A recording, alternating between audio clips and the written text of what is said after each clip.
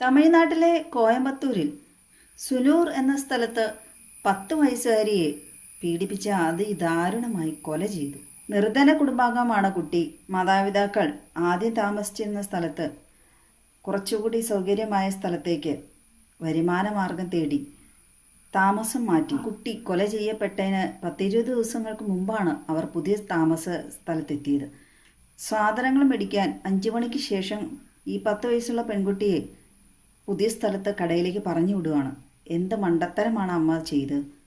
ഒരു പരിചയമില്ലാത്ത സ്ഥലത്ത് 10 വയസ്സായി, എത്ര വയസ്സായി എന്ന് പറഞ്ഞിട്ട് കാര്യമില്ല. പ്രത്യേകിച്ച് ആൺകുട്ടി പെൺകുട്ടി എന്നൊന്നുമില്ല, എങ്കിലും പെൺകുട്ടികൾ എന്ന് പറയാം. എന്ത് വിശ്വാസത്തിലാണ് ഇത്തരത്തിൽ കടകളിലൊക്കെ പറഞ്ഞു വിടുന്നത്. ബലാത്സംഗ കൊലകൾ ഇപ്പോൾ സർവ്വസാധാരണമായി നടന്നുകൊണ്ടിരിക്കുകയാണ്. അതിന് ഇന്ന സ്ഥലം, ഇന്ന സംസ്ഥാനം എന്നൊന്നുമില്ല. അമ്മ വീട്ടുപണികളിൽ മുഴുകിയിരുന്നു. പെട്ടെന്നാണോ ഓർത്ത്, അയ്യോ കുറേ നേരമായിട്ടും കുട്ടിയെ കണ്ടില്ലല്ലോ, എന്തു പറ്റിയെന്നൊക്കെ അന്വേഷിച്ചിട്ട് കുട്ടിയെക്കുറിച്ച് ഒരു വിവരമില്ല. പിന്നെ അങ്ങനെ കുട്ടിയുടെ പിതാവിനെ അറിയിച്ചു, പിതാവ് പോലീസിലൊക്കെ അറിയിച്ചു. പിന്നെ എല്ലാവരും അന്വേഷണം ഊർജിതമാക്കി. എന്നിട്ടും ഒരു വിവരവുമല്ല കുട്ടിയെക്കുറിച്ച്. പിന്നെ CCTV ദൃശ്യങ്ങളിൽ നിന്നാണ് ആ കുട്ടി ഒരാളുടെ ബൈക്കിൻ്റെ പുറകിൽ നിന്ന് പോകുന്നത് കണ്ടത്. ഒരു ഭാവഭേദവുമില്ലാണ് ഇരിക്കുന്നത്. അങ്ങനെ അന്വേഷണം ഈ കൊല ചെയ്യപ്പെട്ട ആളിലേക്ക് എത്തി. കാർത്തിക് എന്ന ആളാണ്.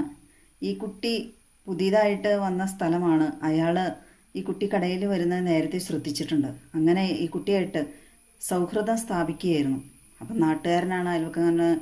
കുട്ടി സ്വാഭാവികമായിട്ട് ആ കുട്ടി അയാളായിട്ട് അടുത്ത് കാണും. അയാൾ മിഠായി അതൊക്കെ മേടിച്ച് കൊടുക്കുകയൊക്കെ ചെയ്യുമായിരുന്നു. അങ്ങനെ ഈ കുട്ടി കൊല ചെയ്യപ്പെട്ട ദിവസവും ഇയാൾ കുറച്ച് സ്വീറ്റ്സ് എന്തോ കൊടുത്തിട്ട് പറഞ്ഞു, ബാക്കി മിഠായി വീട്ടിലിരിപ്പുണ്ട്, നീ എൻ്റെ ഒപ്പം വരുവാണെങ്കിൽ ഞാൻ തന്നുവിടാമെന്ന് പറഞ്ഞാണ് ഈ കുട്ടിയെ വിളിച്ചുകൊണ്ട് പോയത്. പിന്നെ ഇയാൾ കൊണ്ടുപോയത് ഒരു പൊന്തക്കാട്ടിലേക്കാണ്, ആ കടയുടെ 2 കിലോമീറ്റർ അകലെയുള്ള. അവിടെ എത്തിയപ്പോൾ കുട്ടിക്ക് പന്തികേട് തോന്നി. കുട്ടി തിരിച്ച് പോകാനും ബഹളമൊക്കെ വയ്ക്കാനും ഇയാളെ പിന്നെ എടുത്തുകൊണ്ട് പോയപ്പോൾ പിച്ചുമാന്തൊക്കെ ചെയ്യുന്നതാണ്. പിന്നെ ഇയാൾ അതിദാരുണമായി പീഡിപ്പിച്ച് തന്നെ കഴുത്ത് ഞെരിച്ചൊക്കെ കൊന്നു. 45 പരിക്കേറ്റ പാടുകളുണ്ടായിരുന്നു കൊച്ചിൻ്റെ ദേഹത്തു നിന്നാണ്. വളരെ വികൃതമായിരുന്നു. അന്ന് പുറത്ത് പറയാൻ കഴിയില്ലാത്ത രീതിയിലുള്ളായിരുന്നു എന്നാണ്. ഇത് കേട്ടപ്പോൾ ഇവൻ മറ്റുള്ള എത്ര പേര് ഇതുപോലെ ചെയ്തിട്ടുണ്ടാകുമായിരിക്കാം. പക്ഷേ അവനെക്കുറിച്ച് അന്വേഷിക്കുമ്പോഴൊക്കെ അവന് ക്ലീൻ ചിറ്റാണ് അവനെ അറിയാവുന്നവരെല്ലാം നൽകിയിരിക്കുന്നത്. ഇവൻ്റെ കൂട്ടുകാരൻ ആണ് ഇവനെ ഈ കുട്ടിയുടെ മൃതദേഹം ഇതുപോലെ പൊന്തക്കാട്ടിൽ സൂക്ഷിക്കാനെല്ലാം സഹായം ചെയ്തത്. മോഹൻരാജ് എന്നാണ് അയാളുടെ പേര്. പുതിയ സ്ഥലങ്ങളിൽ ചെല്ലുമ്പോൾ ഇതുപോലെ കുട്ടികളെ പരമാവധി പുറത്തേക്ക് ഒറ്റയ്ക്ക് വിടാതിരിക്കാൻ ശ്രദ്ധിക്കുക. സ്വന്തം വീട്ടിലുള്ളവരെ പോലും വിശ്വസിക്കാൻ കൊള്ളില്ലാത്ത കാലം. ഇതിൽ നമുക്ക് അത്ഭുതപ്പെടുത്തുന്നതും നമുക്ക് കുറച്ചുകൂടി പ്രകോപനമുണ്ടാക്കുന്നതുമായ കാര്യം എന്ന് വെച്ചാൽ, ഈ കുട്ടിയുടെ മരണവുമായി ബന്ധപ്പെട്ട കോൺഫറൻസ് പോലീസുകാരുടെ മീറ്റിംഗ് വിളിച്ചു ചേർത്തു.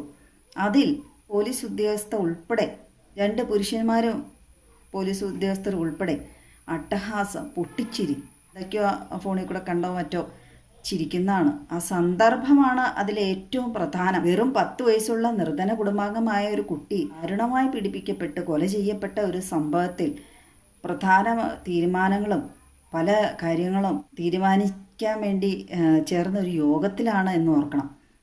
സ്ഥലകാല ബോധം എന്നൊരു സാധനം ഇല്ലാതെയാണ് അവർ പെരുമാറിയിട്ടുള്ളത്. അവർ ആ പ്രതിയെ സപ്പോർട്ട് ചെയ്യുന്ന രീതിയിലല്ലേ സ്വാഭാവികമായിട്ട് നമുക്ക് ചിന്തിക്കാൻ കഴിയുള്ളൂ.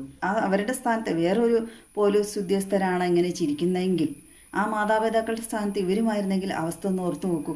അതിനൊരു ചൊല്ലുണ്ടല്ലോ, ആരാൻ്റെ അമ്മയ്ക്ക് ഭ്രാന്ത് പിടിക്കുമ്പോൾ കാണാൻ നല്ല രസമാണെന്ന്. എന്തോ വലിയ നേട്ടം കൈവരിച്ചിട്ട് വലിയ സന്തോഷകരമായ എന്തോ സമ്മേളനം നടത്തിയപ്പോൾ ഉള്ള ഒരു വികാര പ്രകടനം പോലെയാണ് കാണിക്കുന്നത്. ഒരുപക്ഷെ ആ കുട്ടി നിർധന കുടുംബാംഗമോ എല്ലാ രീതിയിലും ഒരു താഴ്ന്ന രീതിയിലുള്ള ആളുകളായോണ്ടായിരിക്കും ഇതുപോലെ അവര് ചിരിച്ചു തള്ളുന്നു. ചില വാർത്തകളിലൊക്കെ കണ്ടു ആ പോലീസുകാരെ സസ്പെൻഡ് ചെയ്തു മുഖ്യമന്ത്രി എന്നൊക്കെ, ചിലർ വ്യാജമാണെന്നും കണ്ടു.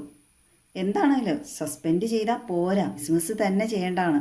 കാരണം ഇത്രയും ബോധവുമല്ല, ഇതെന്ത് മെൻറ്റാലിറ്റിയാണ്, ഒരു സാഡിസ്റ്റ് മെൻറ്റാലിറ്റി പോലെയാണ്. മറ്റുള്ള ഒരാളുടെ ദുഃഖത്തിൽ സന്തോഷം കണ്ടെത്തുന്നു. സന്ദർഭം അനുസരിച്ച് എത്ര അവർക്ക് മനസ്സിൽ സന്തോഷം തോന്നിയാൽ അവരുടെ തന്നെ ഉത്തരവാദിത്തമാണത് അവനവനെ നിയന്ത്രിക്കുക എന്നുള്ളത്. എല്ലാവരുടെയും ജീവൻ ഒരുപോലെ തന്നെയാണ്. ദുഃഖപരമായ കാര്യങ്ങൾക്ക് സാഹചര്യത്തിൽ അത് തന്നെ ദുഃഖം തന്നെ പ്രകടിപ്പിക്കും. പോലീസ് ഉദ്യോഗസ്ഥർ എന്നൊക്കെ പറയുമ്പോൾ പ്രത്യേകിച്ച് സമൂഹത്തിന് മാതൃക കാണിക്കേണ്ടവരാണ്.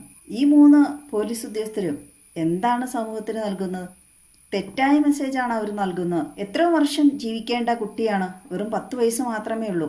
എത്രയോ പ്രതീക്ഷകൾ വെച്ചു പുലർത്തിയാണ് ആ കുട്ടിയെ മാതാപിതാക്കൾ വളർത്തിക്കൊണ്ടുവന്ന് 10 വയസ്സിലെങ്കിലും എത്തിച്ചത്.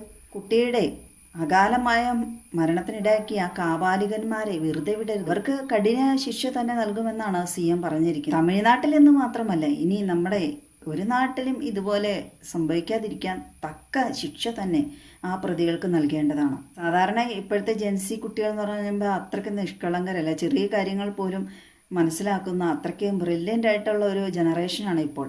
എന്നിട്ട് ഈ കുട്ടി അയാളുടെ കാപട്യം മനസ്സിലാക്കാത്തതിൻ്റെ കാരണം ആ മരണപ്പെട്ട കുട്ടി അത്രയ്ക്ക് നിഷ്കളങ്കയായിരുന്നു. ആ പോലീസ് ഉദ്യോഗസ്ഥരുടെ അട്ടഹാസം കാണുമ്പോൾ അധികാരഭ്രമത്തിൽ അഹങ്കാരം മൂത്തിച്ചിരിക്കും പോലെയാണ്. സാഹചര്യങ്ങൾ മറന്നു. എന്തുകൊണ്ടാണ് സാഹചര്യം മറന്ന് അവർക്ക് അങ്ങനെ ചിരിക്കാൻ കഴിയുന്നത്? അവരുടെ മനസ്സിൽ മരണപ്പെട്ട ആ കുട്ടിയുടെ ആ വീട്ടുകാരുടെയോ ഒരു ഫീലിങ്സും ഇല്ലാത്തതുകൊണ്ടാണ്. അതായത് സമൂഹത്തിനോട് അവർക്ക് വലിയ ഉത്തരവാദിത്വമൊന്നും ഇല്ല എന്നർത്ഥം. തങ്ങളുടെ ആരെങ്കിലുമൊക്കെ ആയിട്ട് ആ മരണപ്പെട്ട കുട്ടിയെ അവരുടെ വീട്ടുകാരെ സങ്കല്പിച്ചിരുന്നെങ്കിൽ അവർക്ക് ഒരു രീതിയിലും ഇതുപോലെ അട്ടഹസിക്കാൻ കഴിയുകയില്ലായിരുന്നു. പൊതുജനങ്ങളുടെ വിചാരങ്ങൾ ഉൾക്കൊള്ളാൻ കഴിയാത്ത, മനസ്സിലാക്കാൻ കഴിയാത്ത ഈ ഉദ്യോഗസ്ഥരെ എങ്ങനെ പൊതുസമൂഹത്തിന് ഇവരെ പോലീസ് ഉദ്യോഗസ്ഥരായിട്ട് എങ്ങനെ അംഗീകരിക്കാൻ കഴിയും? പോലീസ് അധികാരികൾ എന്നത് പൊതുജന സേവകരാണ്. മറ്റ് പോലീസ് ഉദ്യോഗസ്ഥർക്ക് പാഠമാവുന്ന രീതിയിൽ തന്നെ ഈ പോലീസ് ഉദ്യോഗസ്ഥർക്കെതിരെയും നിയമ നടപടികൾ കൈക്കൊള്ളണം എന്ന് തന്നെയാണ് ആവശ്യം.